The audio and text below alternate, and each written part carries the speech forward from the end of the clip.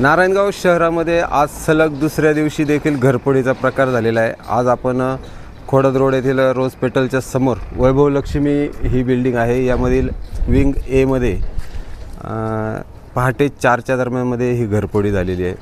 सुमारे 20 तोळे सोनं आणि काही रोख रक्कम या चोरीमध्ये लुटण्यात आलेली आहे। तसं पाहिलं तर नारायणगावचे सहाय्यक पोलीस निरीक्षक प्रवीण सपांगे यांना येथे बदली होऊन अद्याप आठवडाही झालेला नाही आहे आणि त्यांचं स्वागत संपूर्ण नारायणगावकर करत असताना चोरटेही त्यांचं स्वागत करतात की काय चोऱ्या करून, अशी आता परिस्थिती आहे। काल वारवाडीला कॉलेज रोडवरती 3 फ्लॅट फोडण्यात आले होते, त्यामध्ये 5-6 तोळे सोनं गेलं, त्याचबरोबर काही रोख रक्कम देखील चोरीला गेली आणि आज देखील या ठिकाणी 20 तोळ्याहून अधिक सोनं चोरीला गेलेलं आहे।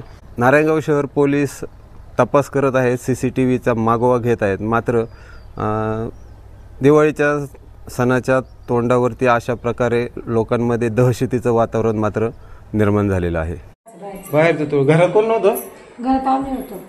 मग ते झोपलेले होते रूममध्ये। हां वर झोपणे माझं इथं होता। हां त्यांनी आम्ही 4 वाजता काकड्याला जातात ना। हां 4 दारांनी खाली निघून गेलो। कुठं? काकड्याला मंदिरात? हां हां मुक्त मंदिरात। हां आणि बाहेरचं डॉक्टर मेन रोडचं। तुम्ही कोणीच नव्हते घरात? नाही होती ना, आम्ही बेडरूम मध्ये होतो पण आवाज आला नाही अजिबात। ते इथं झोपले होते, माझा दीर आहे ते इथं झोपले होते, आम्ही बेडरूम मध्ये होतो। बरं, मग चोरटे आले हो आणि आतमध्ये कपाटालाही लॉक होतं, त्यांनी कपाटाचं लॉक वगैरे तोडलं। कोणालाच आवाज नाही आला? नाही ते पण गेलो तोडायला गेले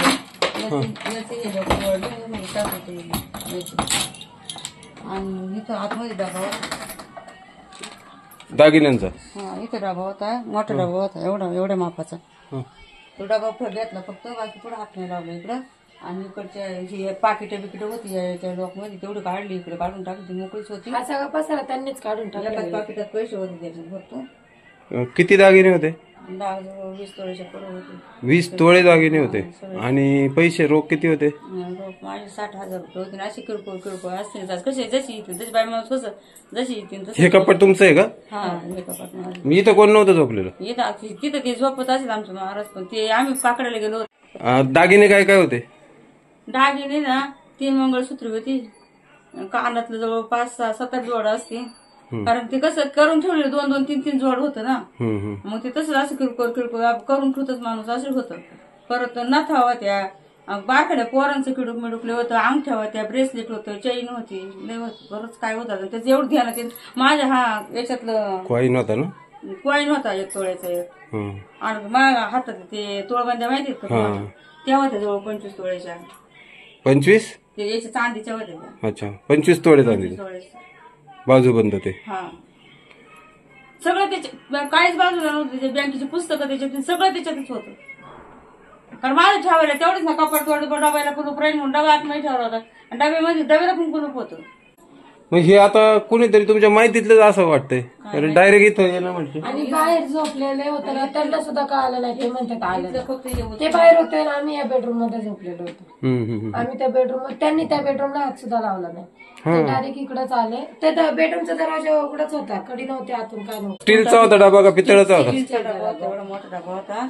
त्या डब्यामध्ये माझी कागदपत्र होती, याची ते कशाची तरी काय भरलेली 2 लाख रुपये त्याची कागदपत्र होती, बँकेची पुस्तकं होती, डागांच्या पावत्या पण त्याच्यात असतील, काय काय असतील, काय काय हरवलेले। आखा डबा नेला? हा हे वारकडे कुलूपच लावलेलं होतं ना, त्यांनी डबच नाही। माझ्या पुरीचं डाग होतं, तिच्या पोरांचे डाग होतं, सगळं डाग त्याच्यामध्येच होतं। ते आम्ही अंगावर काही घालीत नव्हतो किंवा काय नव्हतं। आमचं आता 2-4 डाग आमचं तिकडे बाहेर होते, माझी नंदी ना तिला दिलं होतं, आम्ही ते सोडून आणलं, आणि ते सोडून ते पण त्याच्या नाही आता 4 दिवस झाले त्याच्यामध्ये, आता 9 तारखेला काय ते सोडून आणलं तिकडून।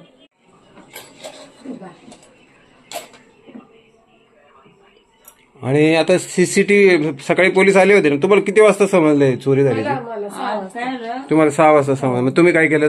मी 6 वाजता, आम्ही 6 वाजता म्हणजे आमचं दुकान आहे ना, आम्ही 6 वाजता हॉटेल आहेत आमचे 2, 6 वाजता उठले आणि आम्ही मंदिरात होतो ना, मग त्यांनी इथं बघितले उचकून काय टाकलं म्हणून आम्हाला फोन केला। अच्छा, काय कळालं आम्हाला।